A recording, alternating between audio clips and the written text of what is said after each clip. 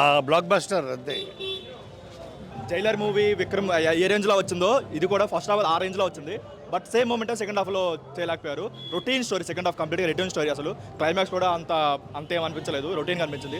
First half దాంట్లో second half కూడా ఉండుంటే బాలయ్య గారి కెరీర్లో ఇంకొక అఖండ ఆ రేంజ్లో ఉండేది, టాప్ మూవీలో ఉండేది.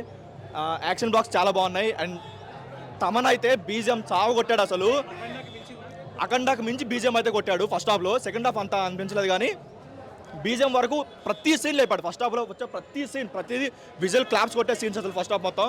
సెకండ్ హాఫ్ కొంచెం అదే మూమెంట్లో తీసుకుంటే బాగుండేది. సెకండ్ హాఫ్ ఒకటి కొంచెం బాగా తీసుకుంటే బాగుండేది. అదొకటి సూపర్ సూపర్.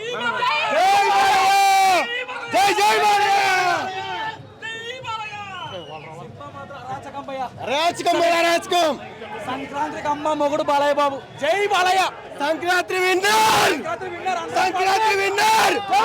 మహారాజ్ అంటే అది బాలయ్యనే. బాలయ్య తర్వాత ఎవరైనా సంక్రాంతి హీరో అంటేనే బాలయ్య. ఎట్లా ఉంటుందండి సినిమా? చాలా బాగుందండి, ఎక్స్ట్రాడినరీ సినిమా. అసలు ఏదో యావరేజ్గా ఉంటుంది. బాబీ డైరెక్షన్ అంటే మామూలుగా ఉంటుంది అనుకున్నాం కానీ ఎక్స్ట్రాడినరీ.